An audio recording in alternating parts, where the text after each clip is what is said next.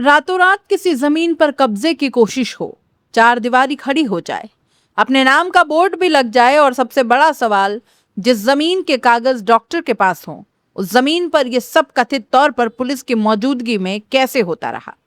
उदयपुर में सामने आया ये मामला सिर्फ एक प्लॉट पर कब्जे का विवाद नहीं है।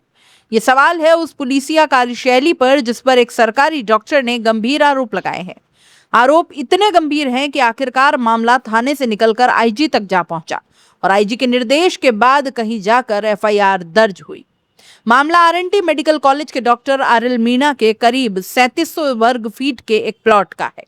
डॉक्टर का दावा है कि कालका माता रोड पंजाबी बाग के पास स्थित इस जमीन के उनके पास वैध दस्तावेज और रजिस्ट्री मौजूद है।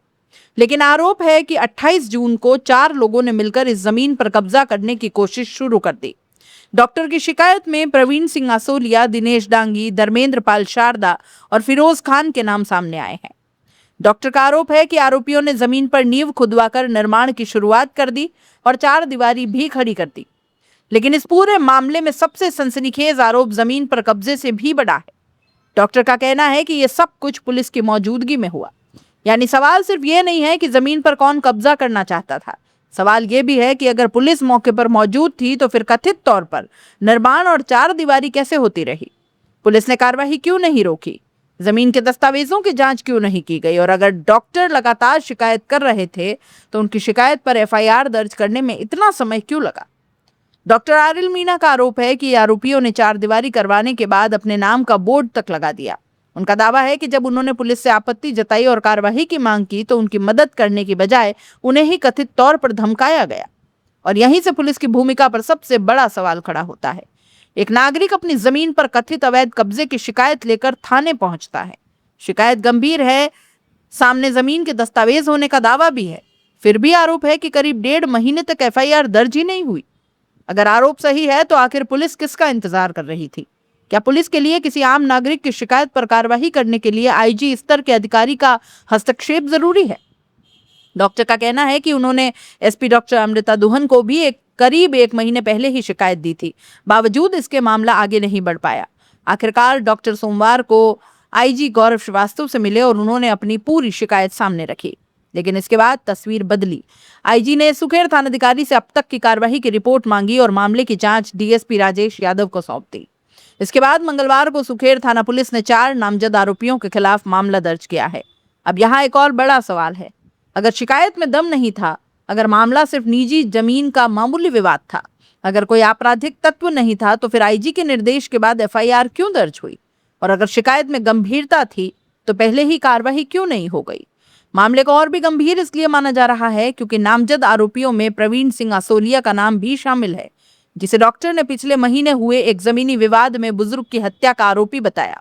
हालांकि इस आरोप की अंतिम पुष्टि न्यायिक प्रक्रिया और जांच के आधार पर ही होगी, लेकिन यही बात पुलिस के सामने एक और सवाल रखती है। अगर किसी आरोपी का आपराधिक मामला पहले से चर्चा में है तो क्या जमीन विवाद जैसे मामले में पुलिस को और ज्यादा सतर्क नहीं हो जाना चाहिए था।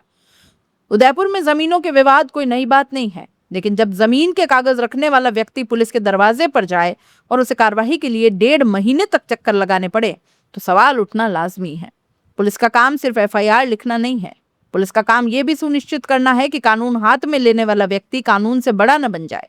अगर किसी की जमीन पर जबरन निर्माण किया जा रहा हो तो पुलिस की पहली जिम्मेदारी क्या होनी चाहिए, मामला बढ़ने का इंतजार करना या मौके पर जाकर स्थिति को रोकना। और अगर पुलिस मौके पर मौजूद होने के बावजूद कथित तौर पर 4 दीवारी खड़ी हो जाती है तो उस मौजूदगी का मतलब ही क्या रह जाता है। अब जांच डीएसपी स्तर के अधिकारी को सौंप दी गई है। ऐसे में उम्मीद यही होगी कि सिर्फ आरोपियों की भूमिका नहीं बल्कि पूरे घटनाक्रम में पुलिस की भूमिका की भी निष्पक्ष जांच होगी। किसने शिकायत ली, किसने कार्रवाई रोकी, एफआईआर में देरी क्यों हुई, मौके पर कौन कौन से पुलिसकर्मी मौजूद थे, क्या पुलिस की मौजूदगी में 4 दीवारी का निर्माण हुआ, क्या जमीन के दस्तावेज देखे गए, और डॉक्टर के आरोपों में अगर सच्चाई है तो जिम्मेदार पुलिसकर्मियों पर क्या कार्रवाई होगी। क्योंकि ये मामला सिर्फ एक डॉक्टर की जमीन का नहीं, उस भरोसे का है जो एक आम नागरिक पुलिस पर करता है। अगर थाने के दरवाजे पर न्याय नहीं मिलता तो शिकायतकर्ता को ऊपर तक जाना पड़ता है, और तब सवाल सिर्फ अपराधियों से नहीं पूछा जाएगा, सवाल उस सिस्टम से भी पूछा जाएगा जिसे जनता की हिफाजत के लिए बनाया गया है। अब देखना है कि जांच सिर्फ एफआईआर तक सीमित रहेगी या फिर उन सवालों के जवाब भी सामने आते हैं जिनकी वजह से ये पूरा मामला आईजी के दरवाजे तक पहुंचा। क्योंकि सवाल अभी बाकी है। जमीन पर कब्जा करने की कोशिश किसने की ये तो जांच बताएगी ही, लेकिन कथित कब्जे के दौरान पुलिस की भूमिका क्या थी, इसका जवाब कौन देगा? आप इस पूरे मामले को कैसे देखते हैं? अपनी राय कमेंट बॉक्स में लिख दीजिए। जाते जाते चैनल को लाइक, शेयर और सब्सक्राइब जरूर कीजिए।